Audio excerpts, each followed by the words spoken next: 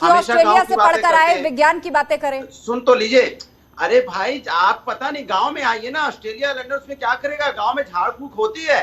और वो राजभर जी हमेशा गांव जाने की बात करते हैं, तो उनको तो गांव में रह के इसको एक बार सोचना चाहिए, और वो असर भी ज्यादा। नोएडा आने वाला मुख्यमंत्री दोबारा सत्ता में नहीं आता। एक बार जो मुख्यमंत्री नोएडा आ गया वो दोबारा सीएम बन ही नहीं सकता। ये थ्योरी किस गांव से निकली अनुराग जी?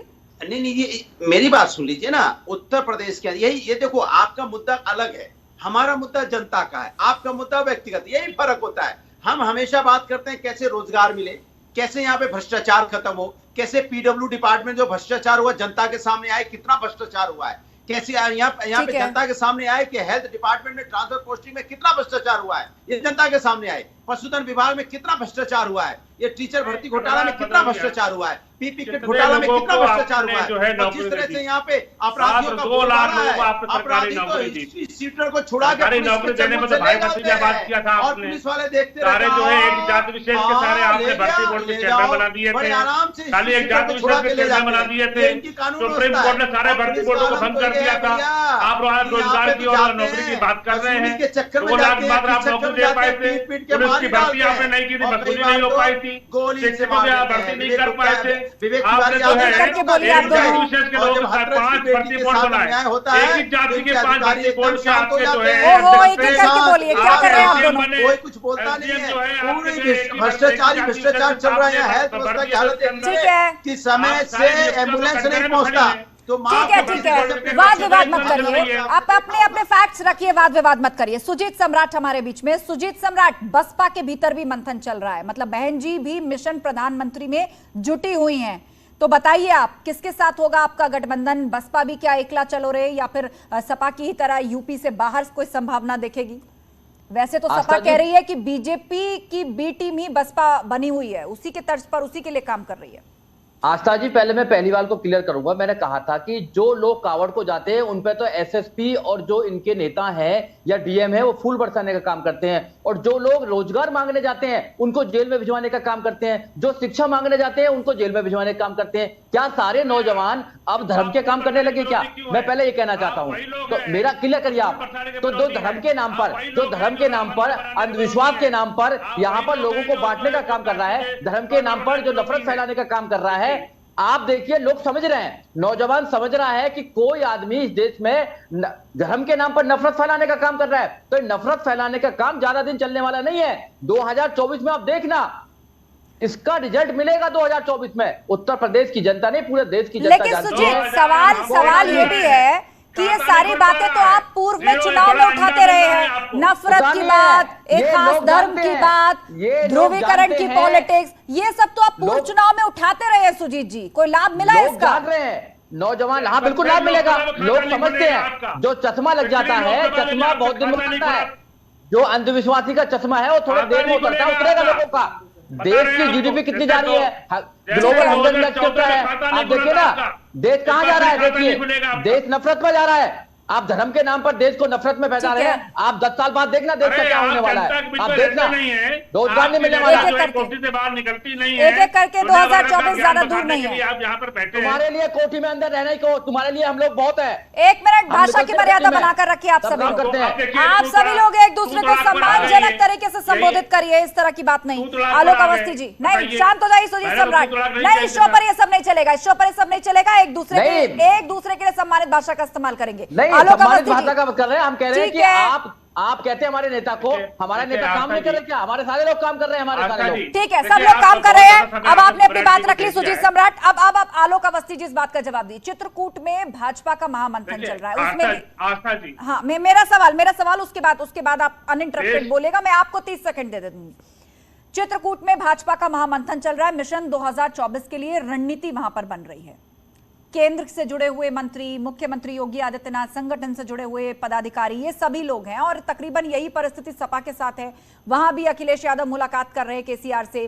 बसपा फिलहाल पत्ते नहीं खोल रही है, ओपी राजभर हर तरफ चक्कर काट रहे हैं।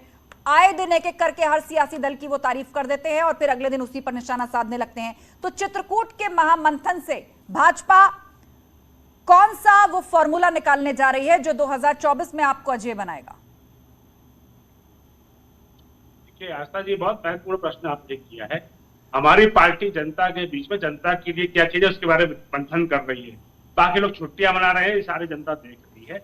मैंने साफ साफ कहना है, एक भारतीय जनता पार्टी का नेता नरेंद्र मोदी जैसा एक ईमानदार नेता जिसकी साख अच्छी है, जो एक पिछड़ी जाति से आता है, गरीब माँ का बेटा है, आज वो आप देखेंगे 2024 में हम 80 की 80 सीटें जीतेंगे और पूरा अद्भुत आज जो हुआ है कार्यक्रम, अद्भुत कार्यक्रम है। कि आपने सुना, ये थे डिप्टी सीएम ब्रजेश पाठक, जिनका कहना है कि जो प्रशिक्षण शिविर का आयोजन किया गया था उसके बाद अब अपने प्रदेश के सभी शीर्ष नेताओं के साथ वो परिक्रमा कर बात करने के लिए। जी देखिए, जी बोलिए आलोक जी, बोलिए। वो डिप्टी सीएम ब्रजेश पाठक चित्रकूट से लाइव आ गए थे, तो हमने उनका वक्तव्य सुनाया। अपनी बात पूरी कीजिए आलोक जी। देखिए रास्ता जी, गरीब का बेटा प्रधानमंत्री मोदी है, जिसने देश को अच्छे से जाना है, गरीबी को जाना है। उसने गरीबी मिटाने के लिए कितने प्रयास किए हैं। गरीब के घर में राशन भिजवाना, गरीब के घर में फ्री में बिजली भिजवाना, गरीब के घर में उसको घर का मालिक बनाना, उसको गरीब के घर में उसको इलाज कर मिले, फ्री में इलाज कराना, 5 लाख रुपए का बीमा देना, हर साल 5 लाख का बीमा देना, घर के बच्चे के बर्तन न बिके, उसके जेवर न बिके, इसे इलाज फ्री में दिया जा रहा है। आज घर में नल देने की बात कर रहे हैं। देश की सीमाओं को सुरक्षित किया है, आतंकवाद की एक भी घटना नहीं होने दी प्रदेश के अंदर, दंगा हमने देश के अंदर नहीं होने दिया है। जहाँ जहाँ पे कांग्रेस सरकार है वहाँ पर तुष्टिकरण की राजनीति हो रही है। हमने जो है हमने आतंकवाद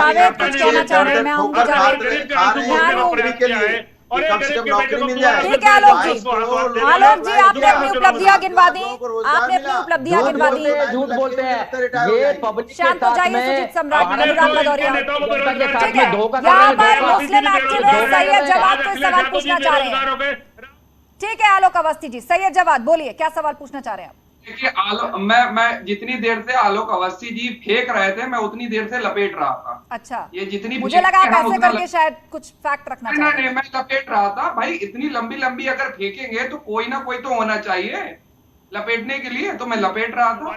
कोई बात नहीं, चलिए आप फेंकते रहिए। किस तरह के एक्टिविस्ट हैं ये? दंगाइयों के समर्थक वाले एक्टिविस्ट हैं, ये दंगाइयों को समर्थन देने वाले लोग हैं, ये आतंकवादियों को जो मुकदमे छोड़ जाते हैं, खुशियां मनाते हैं, पटाखे फोड़ने वाले लोग हैं। इनको फेंकने या लपेटने का की आदत हो चुकी होगी। ये समाजवादी पार्टी समय तो होता होगा।